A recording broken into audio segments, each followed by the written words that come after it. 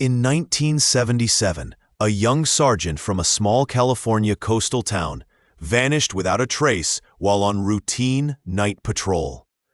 Everyone assumed he had simply abandoned duty and gone into hiding until 13 years later, a fisherman discovered something shocking at the base of a remote cliff. His rusty patrol car emerged from the waves, with evidence inside, revealing a horrifying truth about that night.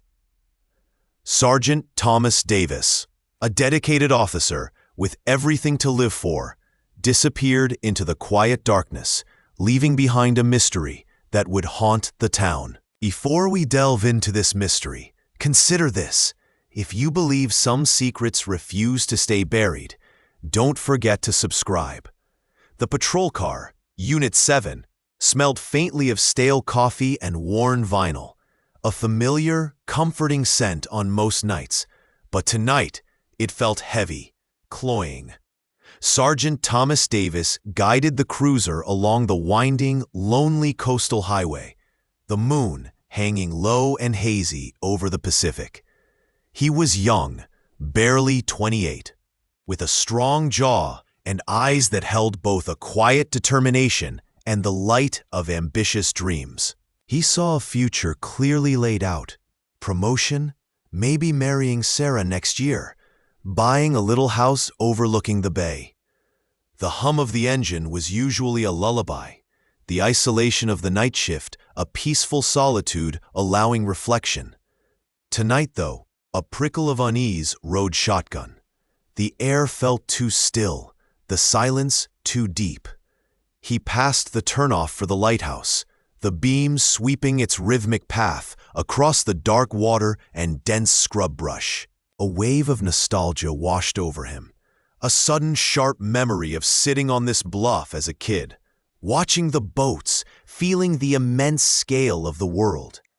Now, the world felt smaller, tighter, centered right here in this patrol car. He gripped the steering wheel tighter, his knuckles white. The mundane sweep of the headlights across familiar trees and empty driveways seemed unnaturally slow, like watching paint dry in molasses. He checked his rearview mirror again, though he knew nothing was there. Yet the feeling persisted, a cold whisper against his skin, a sense of being watched by the vast, indifferent darkness pressing in from the roadside. His thoughts drifted back to Sarah's smile, a vivid, warm image he clung to, an anchor against the strange, growing dread. The road ahead curved sharply, disappearing behind a dense copse of pines that cast long, distorted shadows across the asphalt.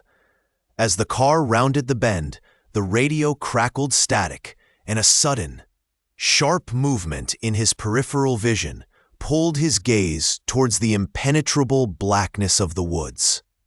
His foot lifted from the accelerator, the car coasting into an unnerving silence, the headlights piercing only a few yards into the thick, ancient trees.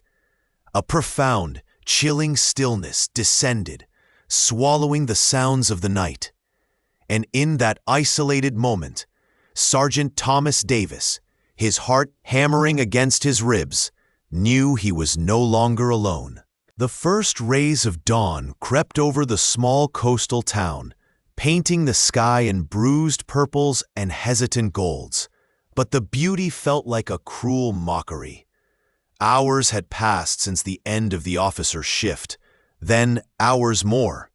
The dispatcher's calls to her patrol car went unanswered, a silence heavier than any static. At the station, a knot of unease tightened in stomachs, colleagues exchanging worried glances that quickly escalated into frantic phone calls.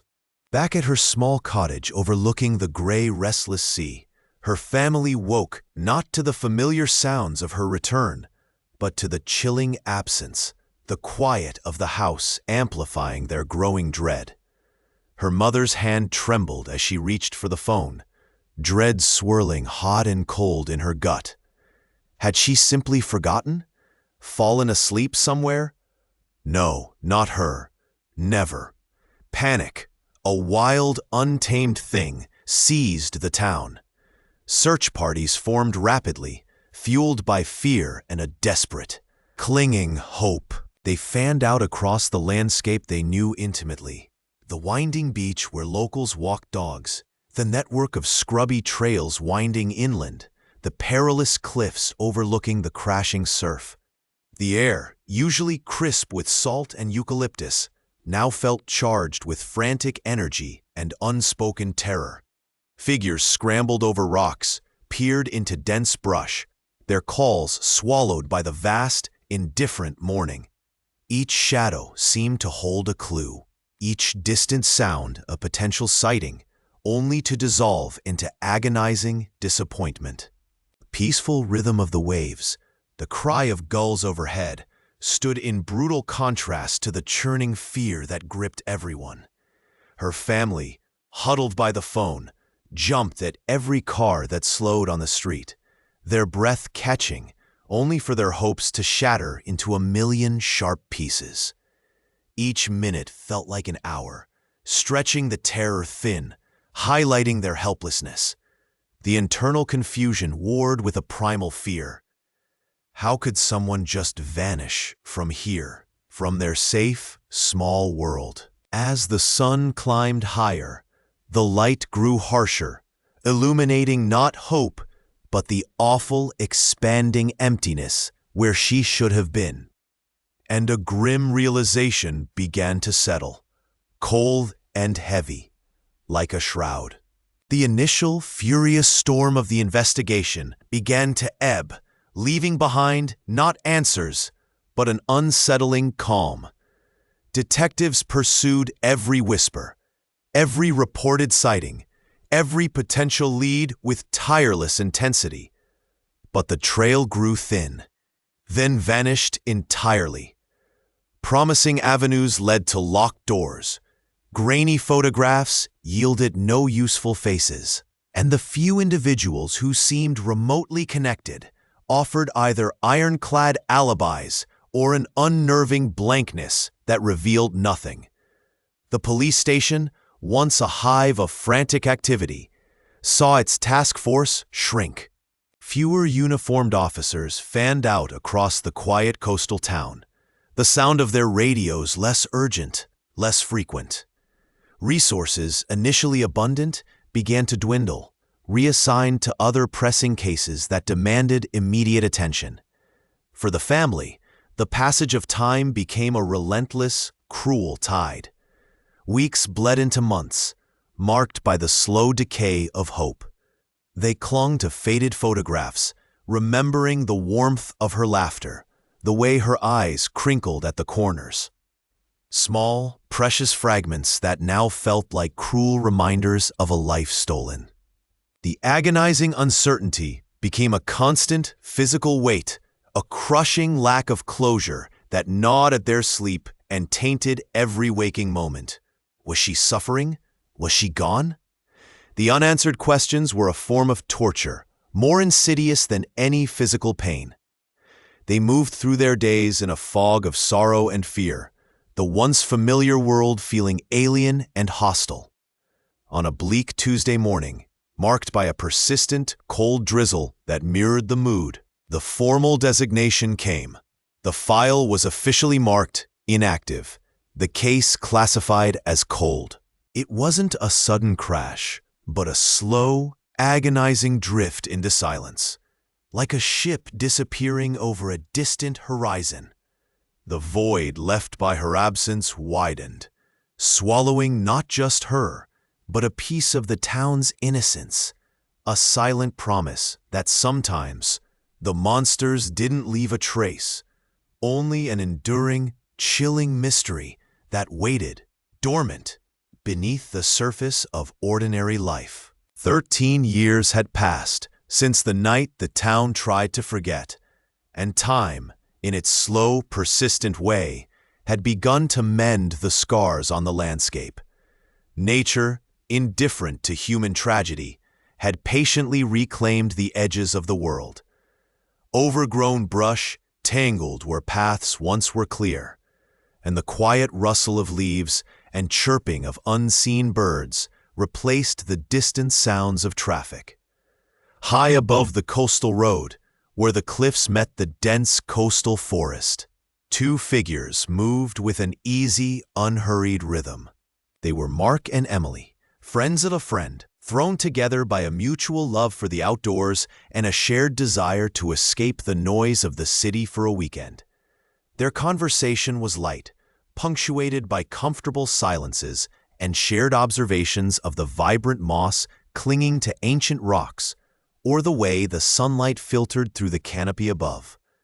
They followed a barely there trail, one seldom used even in the busier seasons, drawn by maps that promised untouched beauty and solitude. The air smelled of damp earth, pine needles, and the distant, salty breath of the ocean. There was a profound sense of peace here, a feeling of being utterly disconnected from the pressures and histories left behind. It was on a steep incline, where loose soil gave way underfoot, that Emily stumbled. She caught herself quickly, laughing it off, but her eyes landed on something half-hidden among the matted leaves and roots. It wasn't a rock or a branch. It was a dull, dark metal, partially swallowed by the earth, a stark, unnatural geometry against the organic chaos of the forest floor. Mark came alongside her, curiosity replacing their relaxed composure. He knelt down, brushing away the debris, revealing more of the object.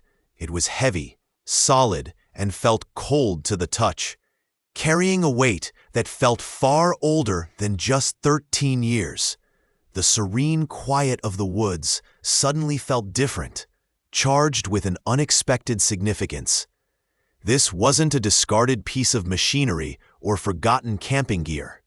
Its shape was unsettlingly familiar, a forgotten echo waiting to be unearthed. His boot snagged on something unyielding just beneath the surface of the damp earth, a solid clunk that broke the soft whisper of the wind through the pines.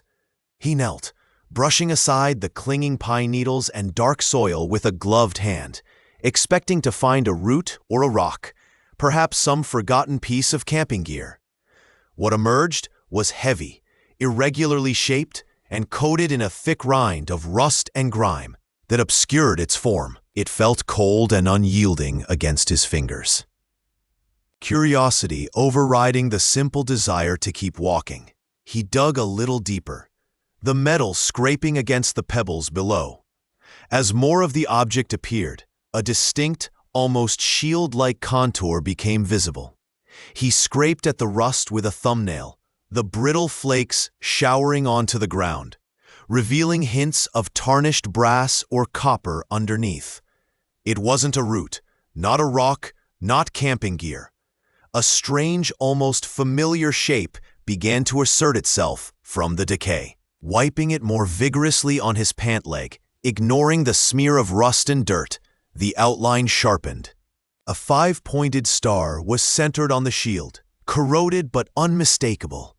A wave of confusion washed over him, followed quickly by a prickle of unease. What was a police badge doing buried out here, miles from the nearest road or town? He held the object closer, squinting at the heavily pitted surface below the star. Faint indentations, lines of numbers and letters, were barely discernible beneath layers of time and neglect. Service numbers? Initials? The realization hit him with the force of a physical blow, a sudden, dizzying lurch in his gut. This wasn't just a badge. This could belong to her. The policewoman who had vanished without a trace years ago, a local mystery that had settled into legend. Awe mingled with a deep, cold shock, a sense of profound dread spreading through him. The quiet wilderness suddenly felt like the most exposed, vulnerable place on earth. Trepidation tightened its grip, the weight of the rusty metal in his hand feeling monumental. This find changed everything. It had to be reported, no matter the implications. He carefully wrapped the badge in a handkerchief, his mind already racing with the difficult steps he knew he had to take next. The hike down the mountain had felt longer on the way back, each step weighted with the silent, heavy knowledge of their discovery. They reached the small, unassuming police station as dusk painted the sky in bruised purples and oranges. Inside, the air smelled of stale coffee and old paper. They recounted their find to a desk sergeant, a man whose eyes initially held the weary patience of someone used to lost wallets and noise complaints. He listened, nodding slowly, his pen tapping a rhythm against his notebook, the sound mundane against the rising tension in their chests. They pulled the badge from the plastic bag, placing it carefully on the worn counter. It was dark, tarnished, but its shape was unmistakable. That's when the tapping stopped. The sergeant's eyes narrowed, moving from the muddy object to their faces, a flicker of something unreadable crossing his features. He picked it up hesitantly, turning it under the weak fluorescent light. The specifics, the number sequence, the faint etching of the name below the state seal, began to pull him from routine indifference into sharp, sudden focus. He excused himself, disappearing through a door, and the hikers stood in the quiet lobby, the silence amplifying the rapid thudding of their own hearts. When he returned, another officer was with him, younger, but with an intensity that immediately filled the small room. Their conversation was low, urgent. They looked at the badge again, then at each other, a shared glance that spoke volumes of old files, unsolved cases, and names whispered over years. A phone call was made, the tone shifting from cautious inquiry to hushed confirmation. Orders were given. Secure the site immediately, dispatch a team, verify the chain of evidence. The casual atmosphere shattered, replaced by the controlled chaos of a precinct suddenly jolted awake by an echo from the past. The badge was confirmed. It belonged to Sergeant Eleanor Davis. The simple act of finding and reporting had just opened a door they hadn't known existed, a door that led straight back 13 years. The mountain secret had finally been revealed, and the quiet investigation had just begun its sprint. The small metal badge, its tarnished surface whispering of salt and time, became the explosive catalyst the moment its identity was confirmed. News of Sergeant Davis's identity, pulled from the sea floor 13 years after her disappearance, didn't just travel, it roared. Local television broadcasts led with the shocking update. Newspaper headlines screamed the rediscovered tragedy, and the internet buzzed with digital whispers, reigniting a dormant grief that had settled like coastal fog over the town. For a generation who remembered the young officer's face on missing posters, the pain was fresh again, mingling with a surge of morbid fascination and a desperate yearning for resolution. Painful memories, long suppressed, surfaced in kitchens and coffee shops. Hushed conversations about that night. The fear, the unanswered questions that had haunted the community. The sheer weight of public attention, amplified by the media's relentless spotlight, settled heavily on the police department. There was no avoiding it, no letting sleeping dogs lie. The badge demanded action. With a formal announcement echoing through the precinct, the case of Sergeant Elena Davis was officially, unequivocally reopened. Detective Isabella Rossi, her reputation built on meticulous detail and a cool, analytical mind, was handed the thick, dusty file box. It felt impossibly heavy, not just with paper, but with the weight of years, failures, and forgotten hope. Her office became a tomb of the past, filled with the initial visit to the site felt mandatory, almost ritualistic. Standing at the base of the remote cliff face, the Atlantic wind whipping strands of her hair, she felt the biting spray against her skin and heard the ceaseless roar of the waves crashing against the rocks. The treacherous ascent, the desolate beauty of the place, It all underscored the brutal finality that had seemingly occurred here. But standing there, looking at the vast, indifferent ocean and the sheer, silent rock face, the enormity of the challenge hit home with chilling clarity. 13 years. Witnesses had moved, died, or simply forgotten. Physical evidence, if it ever existed beyond the car itself, was likely lost to the elements or overlooked by techniques now considered rudimentary. It was a case left to molder, a narrative fragmented by time, yet Detective Rossi knew, with a certainty that felt both daunting and exhilarating, that the truth was still out there, buried somewhere within these files, or etched into the memory of that fateful night. Waiting for her to piece it together, note by painstaking note, memory by fragile memory.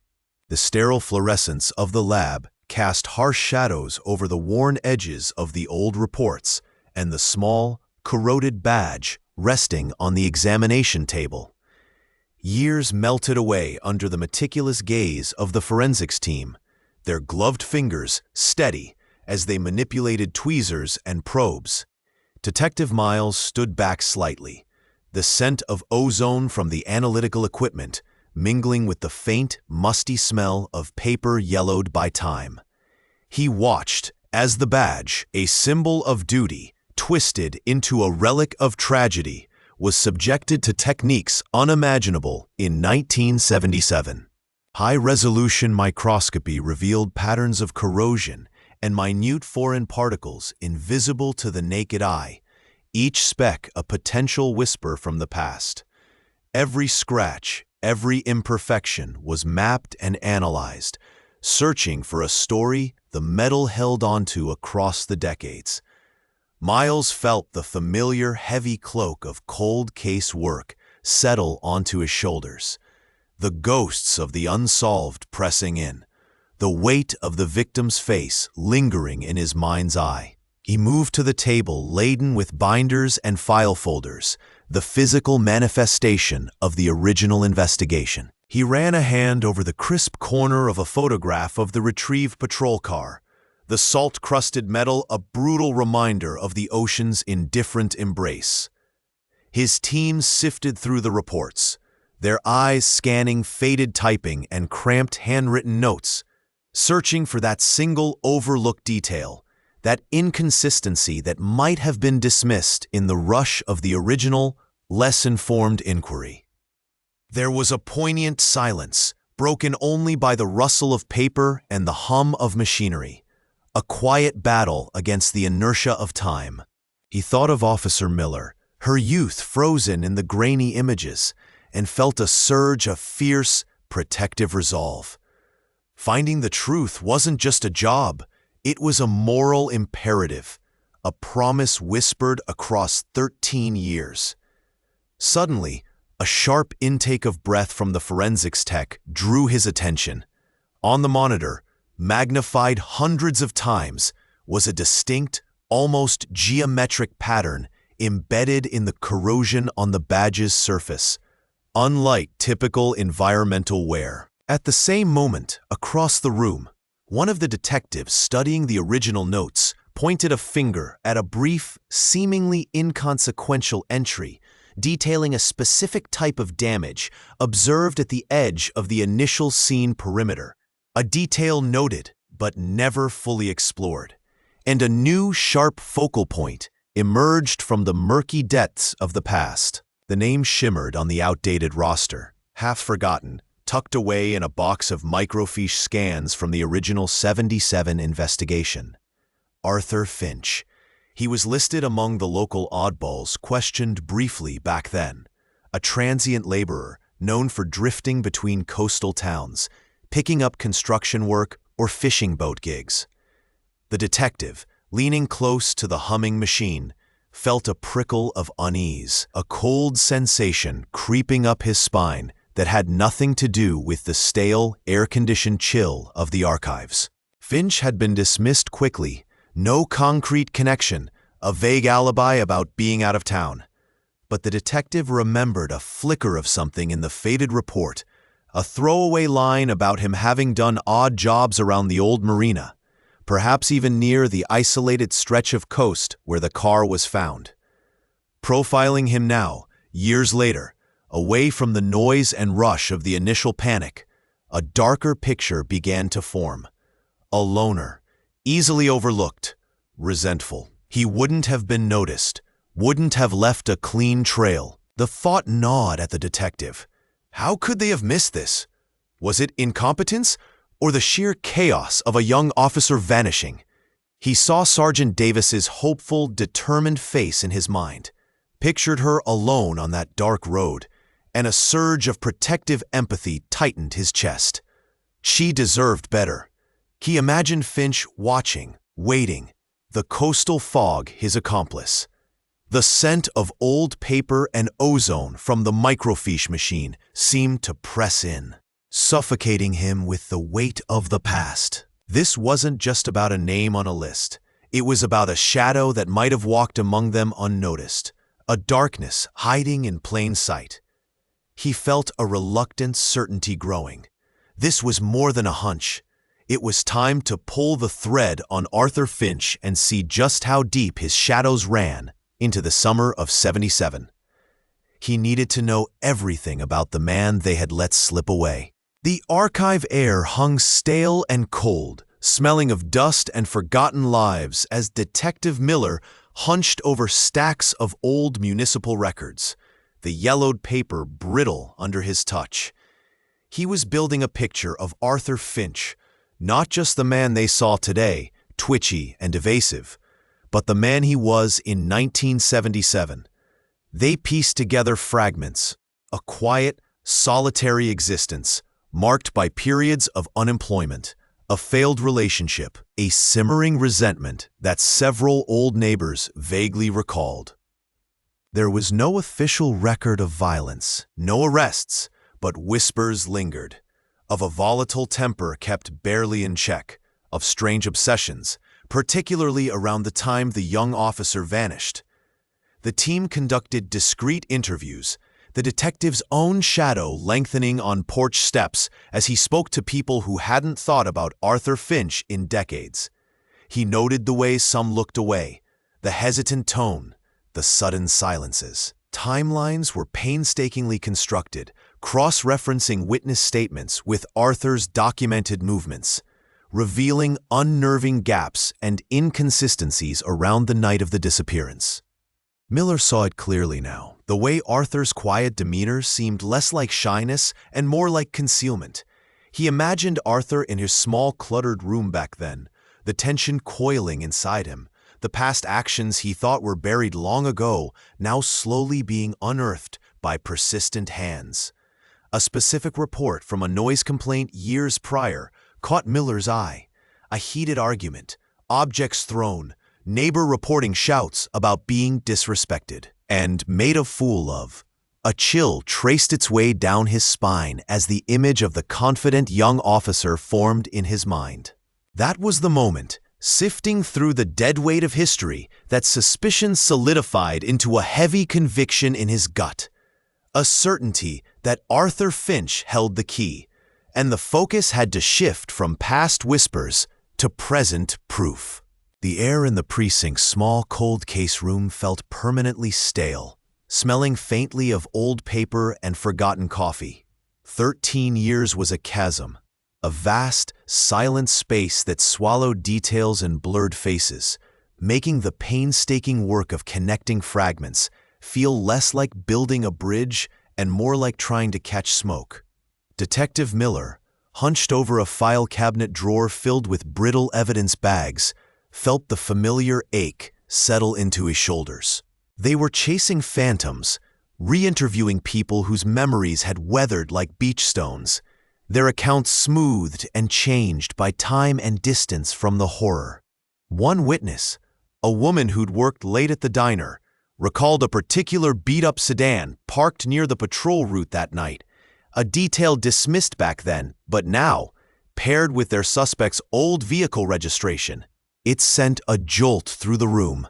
The forensic team, using technology unavailable in the late '70s, found trace evidence on the dusty floor mat from the patrol car, a minuscule fiber linked to the suspect's upholstery shop. It was small, almost laughably minor after so long, but it was something concrete, a thread pulled taut across the empty years. Piece by painful piece, the circumstantial evidence began to solidify.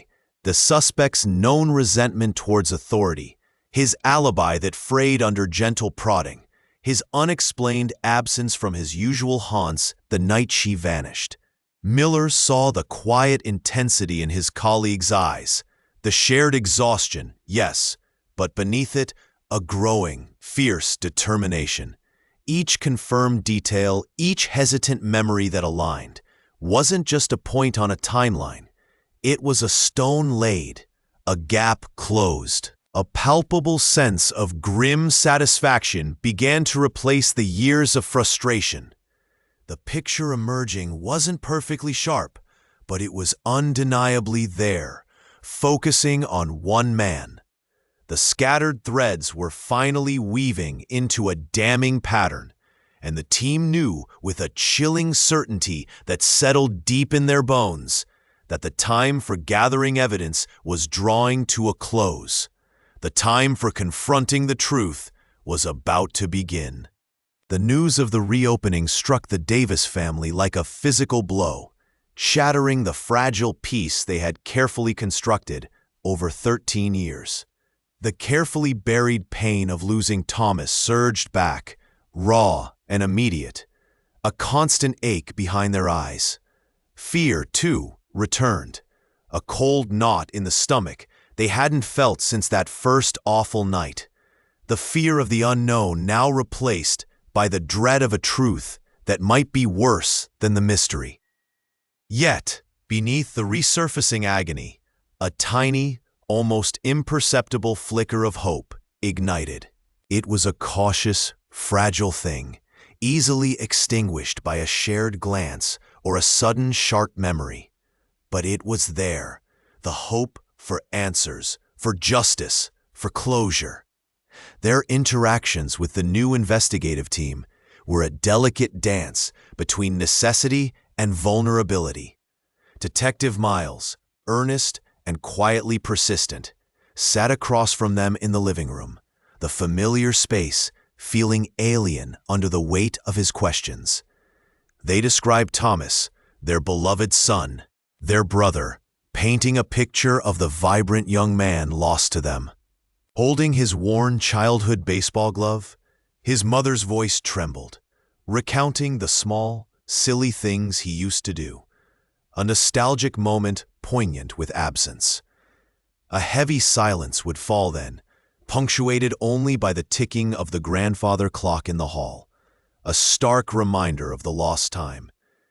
They clung to the information the team offered, sifting through details like precious fragments, each fact a double-edged sword, offering potential clarity, but also deepening the cut of their grief. Their optimism remained tentative, a bird ready to take flight at the slightest disturbance, born only from the fact that someone was finally looking again. Their enduring love for Thomas was the anchor, a silent force in the room, visible in the way they spoke his name, in the framed photographs that dotted the mantelpiece, his smiling face a constant, painful presence. The internal struggle was relentless. The desperate need to know what happened, battling the terrifying possibility that the truth might shatter them completely. Every new piece of evidence, every shared theory brought them closer to a precipice, the investigation gaining momentum, hurtling towards whatever awaited at its conclusion.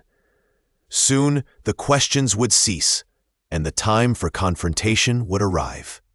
Years bled into the investigation, each cold lead a stone added to the weight Miller carried.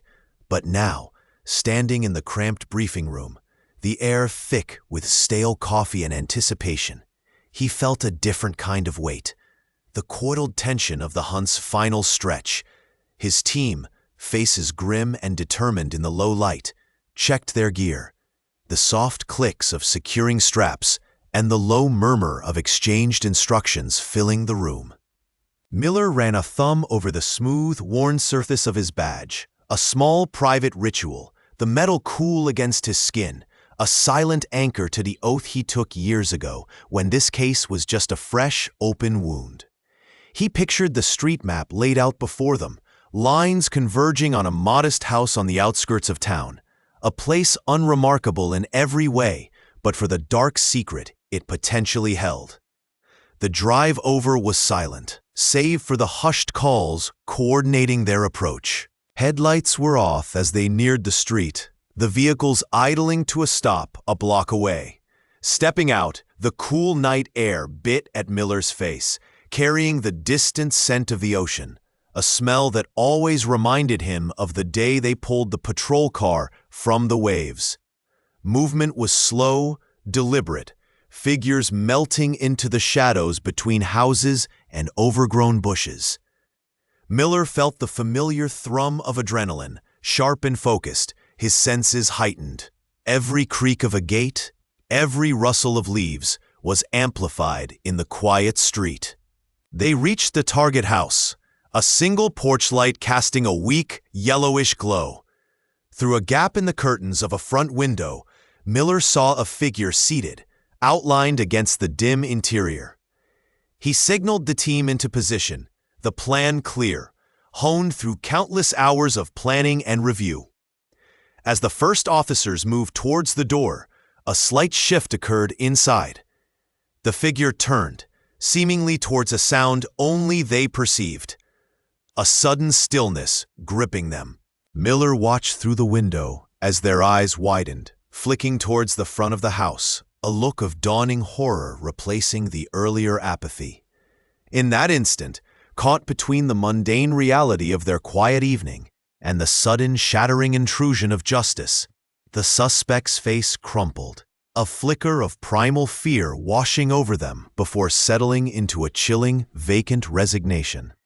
The moment hung, suspended, a silent acknowledgement of the trap sprung after so long. The emotional climax pulsed, years of searching culminating in this single desperate realization on a face framed in a window pane. Miller felt a surge of grim satisfaction, quickly tempered by the cold knowledge of the steps still ahead.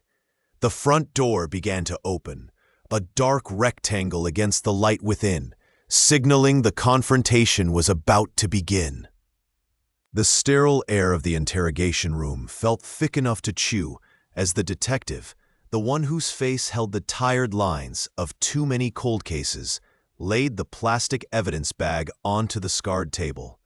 Inside, the tarnished metal gleamed faintly under the harsh overhead light.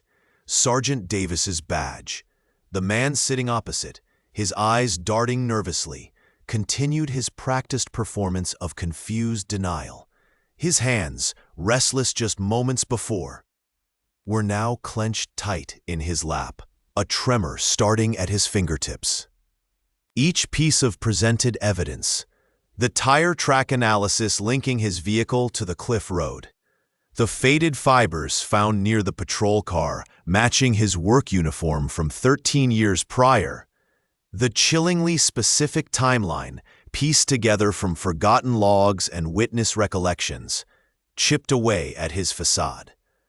The detective didn't shout, didn't threaten, just spoke with a quiet, relentless certainty, building a cage of truth around the suspect's lies. The psychological pressure mounted, heavy and suffocating, pushing down on the small room. The suspect's breath grew shallow, his gaze fixed on the badge, a small, potent symbol of the life he'd taken and the secret he buried for so long.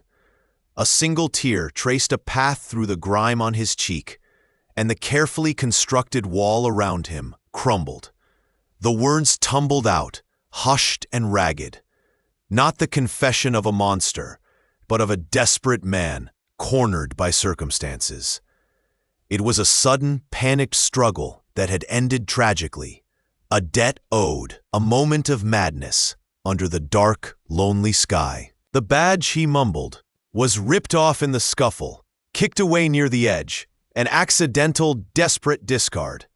The relief in his voice was palpable, horrifyingly juxtaposed with the gravity of his admission. In that moment, the air shifted, the heavy tension releasing like a snapped wire, leaving behind a profound, unsettling silence. The truth, raw and ugly, hung in the air, confirming the darkest fears that had haunted the town for over a decade. The detective nodded slowly, the look in his eyes not triumph, but weary resignation.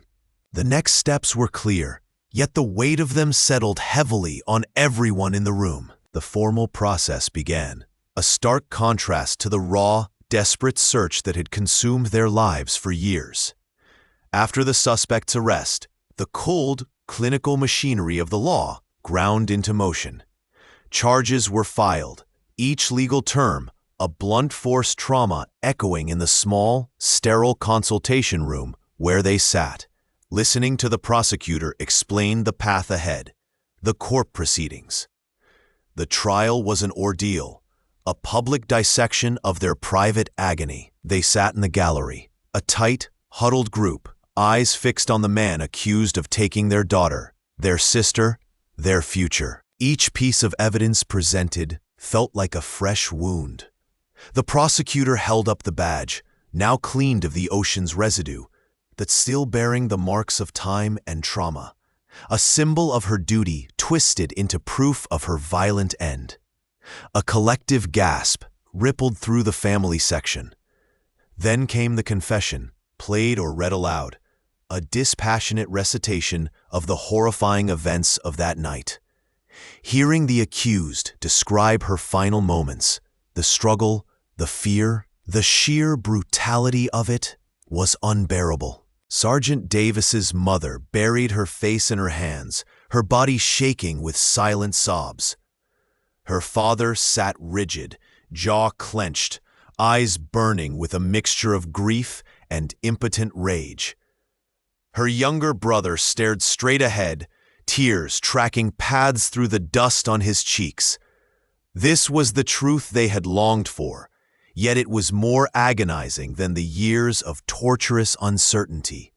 The courtroom hung heavy with their pain, the sterile air thick with unspoken sorrow. Finally, after what felt like an eternity, the verdict came, a single word or a judge's formal acceptance of a plea agreement, a declaration of guilt that offered a fragile sliver of justice. It wasn't closure, not truly, but it was a boundary, an end to this specific chapter of their nightmare. The judge's voice, clear and final, marked the end of the trial and the transition to the next, inevitable step. Sentencing, the formal decree of consequence that would finally, perhaps, bring a measure of peace. A heavy quiet settled over the town, different from the suffocating silence of uncertainty that had haunted them for decades. This was the quiet after the storm, thick with spent emotion. Relief washed over the Davis family, not in a sudden tide, but like slow, steady waves, eroding the hard shore of their endured pain, allowing grief, long held captive by the demands of searching and waiting, to finally flow freely. Sobbing echoes filled the small living room, not of despair, but of a sorrow finally acknowledged. A mother clutching a framed photo, a brother holding his sister close, tears tracking paths through dust motes dancing in the afternoon light, filtering through the window. The healing process was a mountain before them, steep and daunting after the marathon of the investigation. But with the truth laid bare, each step forward felt possible, shedding the paralyzing weight of the unknown. Weeks later, the town gathered in the community hall for a memorial service, not a funeral, but a tribute to Sergeant Davis. A sea of quiet faces under dimmed lights, a single patrol hat resting on an empty chair at the front. The air thrummed with shared memories whispered low, of her kindness, her unwavering spirit, the void her absence had carved into the town's soul, finally given its proper, heartbreaking shape. A faded American flag hung behind a simple podium, its colors muted, but its symbolism stark against the raw, palpable grief. The detective stood near the back, observing the family, the community, a profound satisfaction mixing with a weariness deep in his bones. He saw the faint glimmer of hope in their eyes, the first fragile shoots pushing through the scorched earth of their loss. Bringing closure had been his singular focus, but witnessing the weight lift, seeing them begin the arduous work of healing, offered a different kind of reward, a quiet counterpoint to the courtroom's final gavel. He thought of the long nights, the dead ends, the coldness of the ocean, and felt a deep, humbling empathy for the years stolen from this family, from this town. The memorial ended, people filing out slowly into the fading sunlight, leaving the empty chair and the silent hall, a silent testament to a life taken too soon, but also a promise that she would be remembered, her sacrifice interwoven into the very fabric of the town's history, shaping its future in ways they were only just beginning to understand. His legacy was not merely etched in stone, but carried in the quiet resolve of the town, a steadfast reminder that Sergeant Thomas Davis had not vanished into the ether, but had stood his ground until his final breath. Solving the cold case after decades had cleaved through the layers of unresolved grief and speculation that had shrouded his memory like a persistent fog. His story now resonated with a profound clarity, speaking not just of a life cut short, but of unwavering dedication to duty.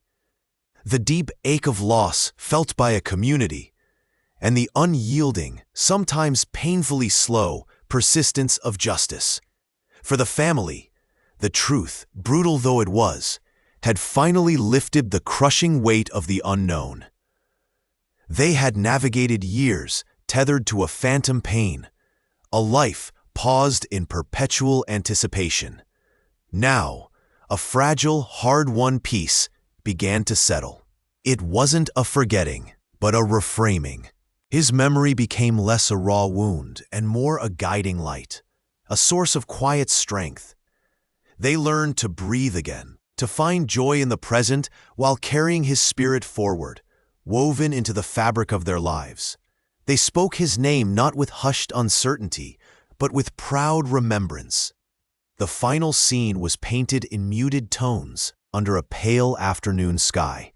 A small group stood near the base of the remote cliff, the same place where the ocean had grudgingly surrendered its secret years ago. The wind carried the distant whisper of waves against rock. There was no grand ceremony, just the soft crunch of gravel underfoot, the smell of salt and damp earth. A simple marker had been placed, unobtrusive against the rugged landscape. They didn't speak much, their presence a silent conversation with the past. A seagull cried overhead, a lone mournful sound quickly lost to the wind. One of them knelt, gently placing a single smooth stone on the marker, a gesture as old as time, symbolizing remembrance and respect. The sun dipped lower, casting long shadows that stretched towards the churning sea, illuminating the quiet strength etched onto their faces. A sense of completion hung in the air, a final somber note played out against the vast indifference of the ocean. Sergeant Davis rested here now, not buried beneath the waves, but finally, truly at peace in the collective memory of those who loved him and the town he served. The path ahead was still uncertain, marked by the uneven terrain of grief. But for the first time in a long time, they felt solid ground beneath their feet. Oh! Years turned into a gentle current, carrying the town forward while leaving traces of its past smoothed onto the shore. The marker remained, a quiet sentinel visited by the curious, the respectful, and those who simply wanted to remember. Sergeant Davis's name became more than just a footnote in history. It was a story whispered to children, a reminder of courage and sacrifice. The solved case spurred interest in other cold trails, a ripple effect of hope that perhaps, even in the deepest darkness, light could eventually find its way through. Life, as it always does, continued its complicated dance of joy and sorrow. But the shadow of that night no longer loomed quite so large. It was part of the past now, finally understood, finally laid to rest.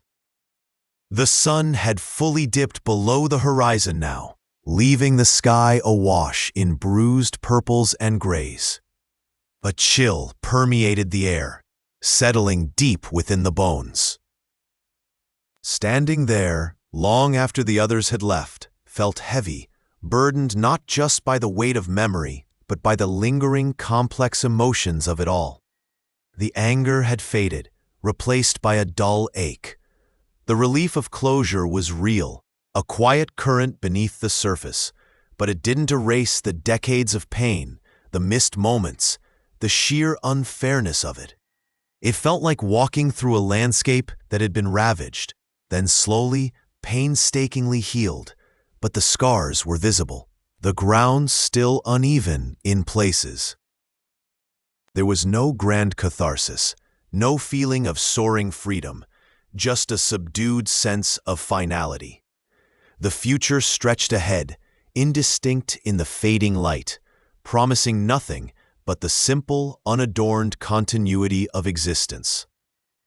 Turning away from the marker, towards the distant lights of the town, the only clear feeling was a quiet weariness, a longing for warmth and stillness, for the simple comfort of moving indoors and closing the door on the long, complicated day.